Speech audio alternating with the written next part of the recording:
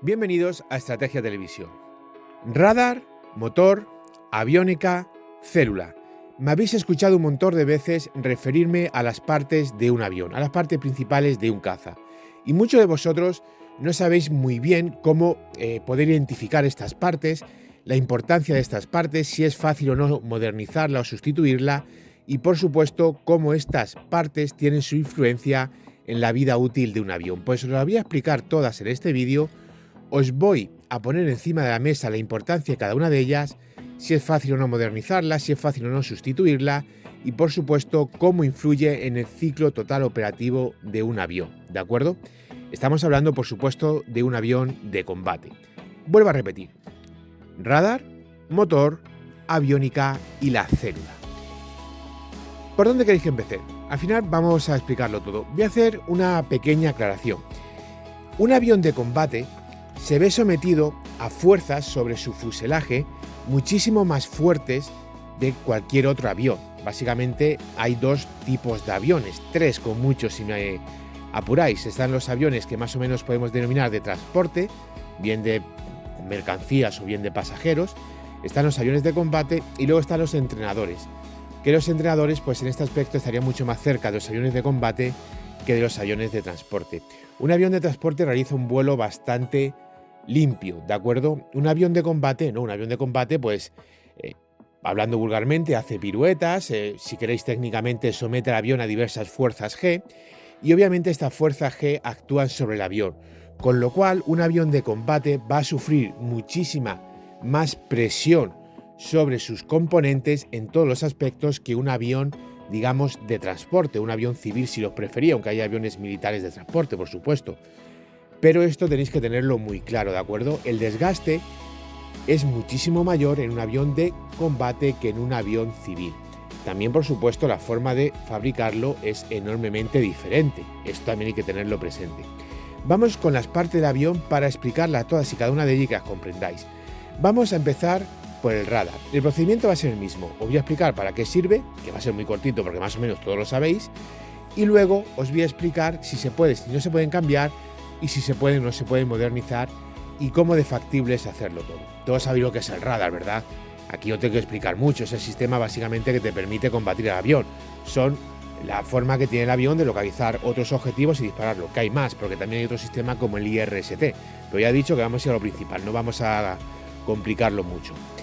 ¿Un radar de un avión es una parte, digamos, clave del avión? Por supuesto que sí. Un radar de un avión, sin él no puedes combatir. Puedes, pero es el alma del avión, es el 90% de las capacidades de combate del avión. Luego hay otros sistemas como los designadores láser, como los IRST, pero el radar es la parte fundamental, básica, más del 90% de las capacidades de combate del avión. ¿Un radar se puede modernizar? Por supuesto que sí, le puedes modernizar y tocar todo lo que quieras. Y además, un radar es, aunque sea de código cerrado, al final eso te va a dar exactamente igual. ¿Por qué?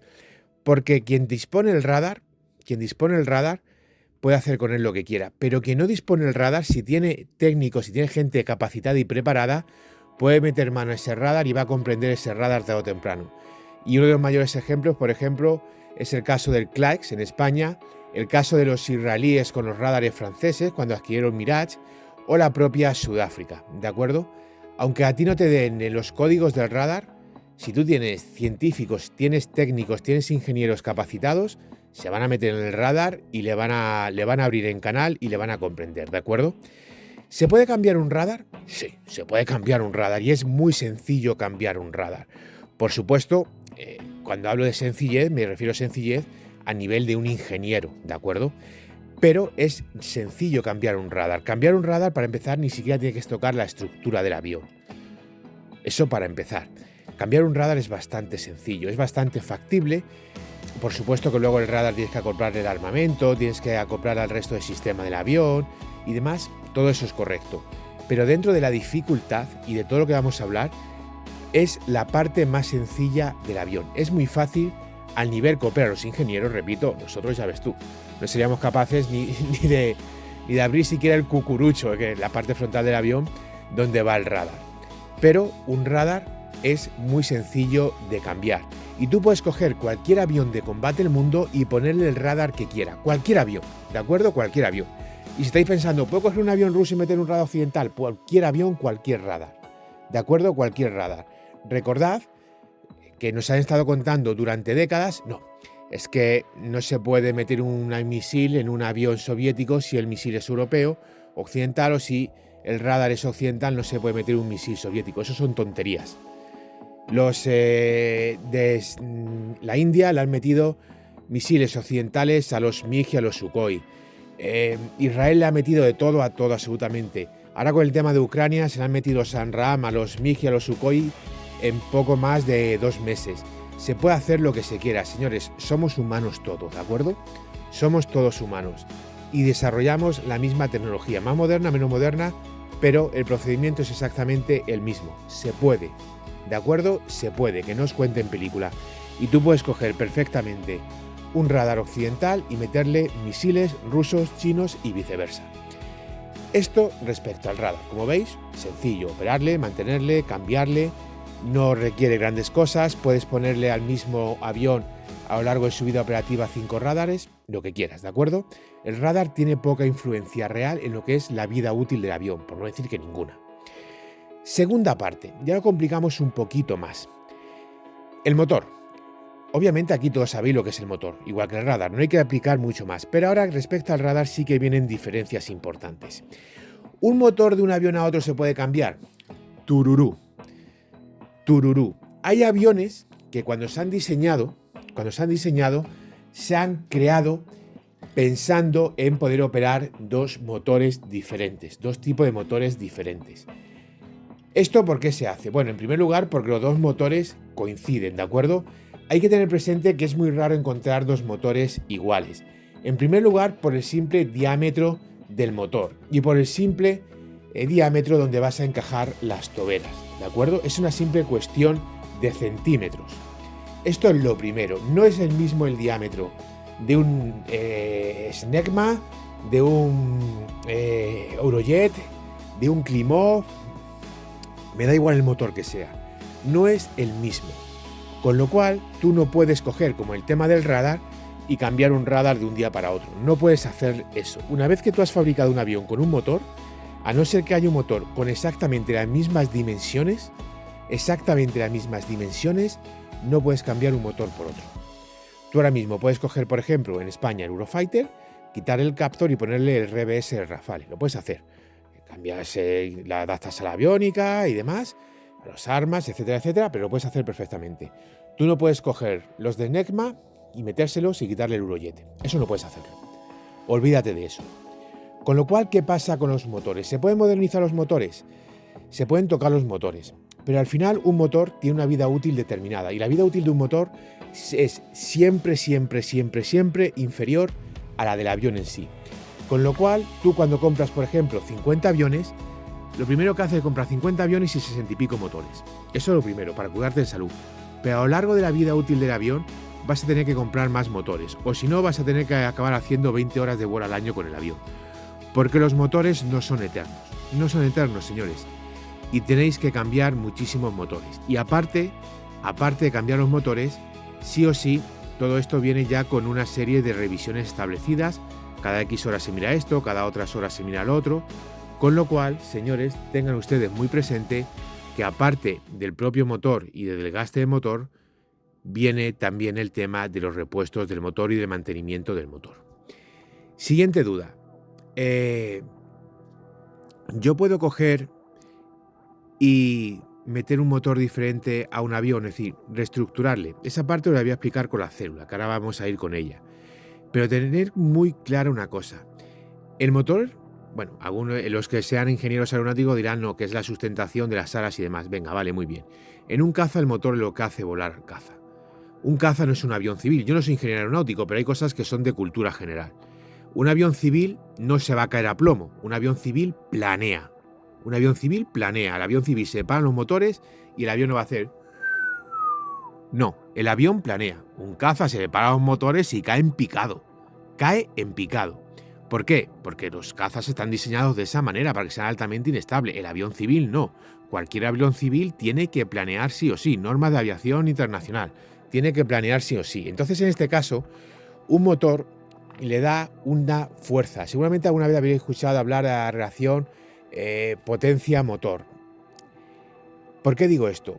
Porque si tú cambias mucho el motor y le tocas mucho el motor, vas a tener que hacer muchas pruebas de vuelo, porque tú tienes ya un manual de un avión hecho a un motor.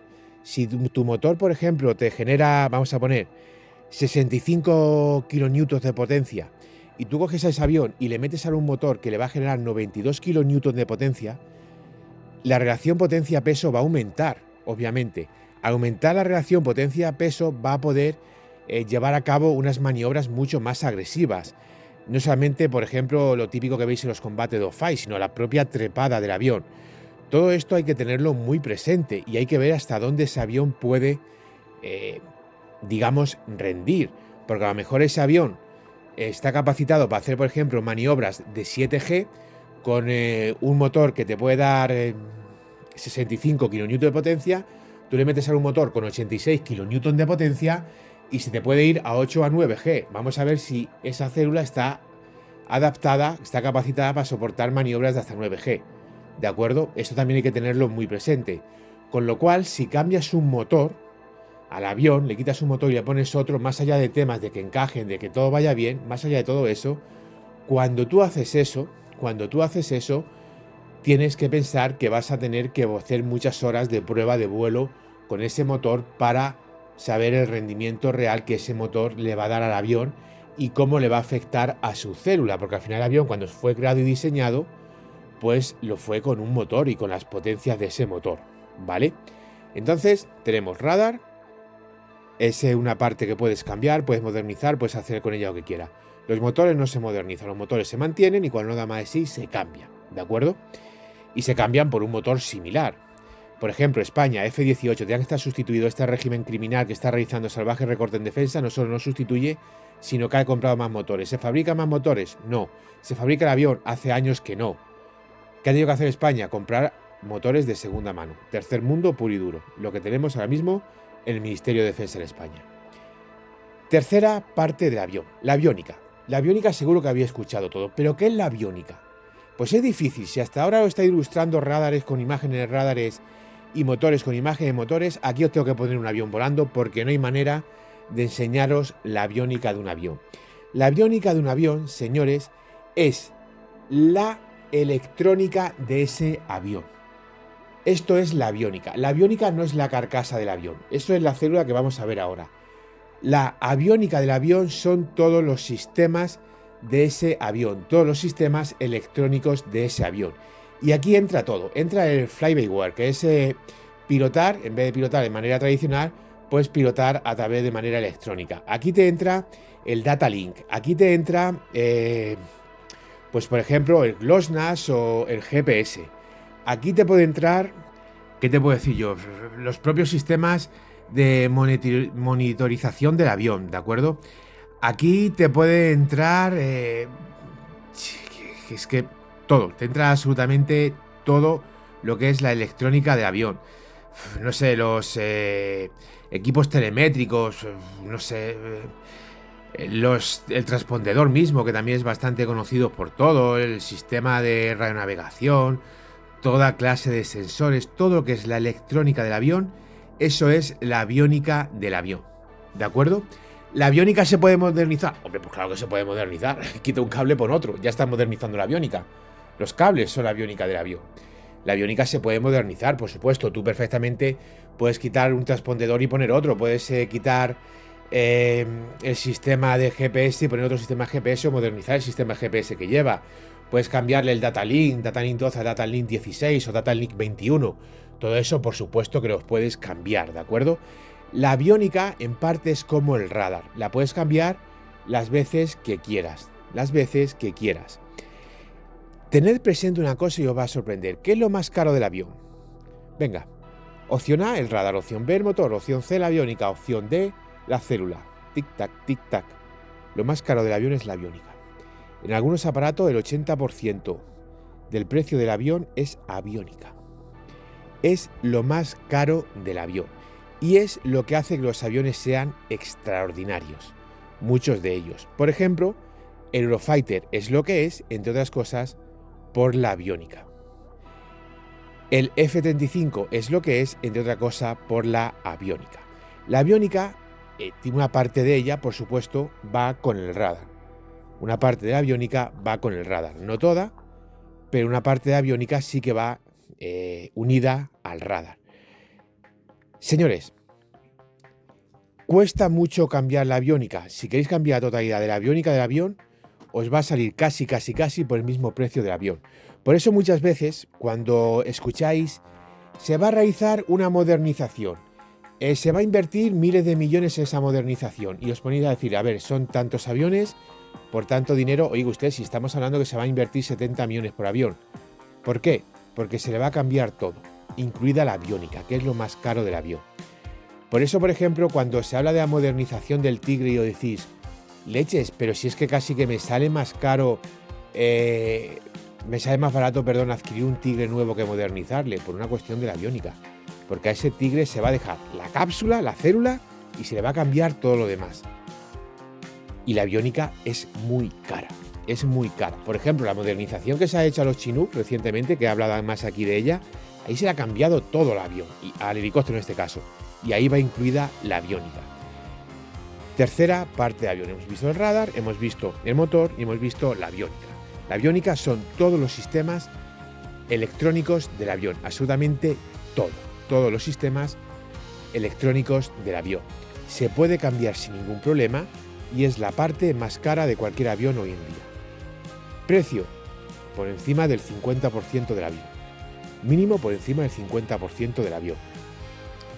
Cuarta parte del avión, la célula o la cápsula, que me habéis escuchado muchísimas veces hablar de ellos. Decir, por ejemplo, con el tema de los F-18, que la célula de F-18 no da más de sí y que no se puede hacer nada con ella y demás. ¿Qué es la célula del avión o la cápsula del avión? Bueno, pues básicamente es el chasis, es el esqueleto del avión. Es lo que estáis viendo ahora mismo en vuestras pantallas. Es el chasis del avión. Eso es la célula del avión. La célula del avión es, por ejemplo, la que soporta las fuerzas G. La fuerza G a las que se ve sometido un avión cuando le vais a hacer, por ejemplo, las piruetas, de estas trepadas hacia arriba, de hacer, por ejemplo, maniobras como la cobra, la famosa cobra rusa. Todas esas cosas, pues eso acaba repercutiendo en la cápsula, en la célula del avión. La célula, como os he dicho, es el esqueleto. Y el esqueleto del avión, aquí, señores, ni se puede modernizar como tal, ni se puede cambiar ni sustituir. Por eso cuando se dice el avión nace con tantas horas de vuelo, eso no tiene que ver ni con la aviónica, no tiene que ver ni con el radar, ni tiene que ver con el motor. Tiene que ver con la célula del avión. La célula del avión es lo que te hace que el avión tenga X horas de vuelo con un determinado desgaste. ¿Se puede modernizar una célula? Básicamente, se pueden hacer cositas, pero es que si te pones a modernizar una célula de un avión, es una carcasa nueva, tienes que fabricar una carcasa nueva. Y esto no es fabricar chapa y pintura de un coche, más que nada estaríamos hablando del propio chasis del coche. Eso es muy complicado. ¿Se puede modernizar un chasis de un coche? Pues no, chico, haces el chasis y cuando ya te tienes cuenta haces un coche nuevo, pero nadie se pone a modernizar chasis del coche, ¿verdad?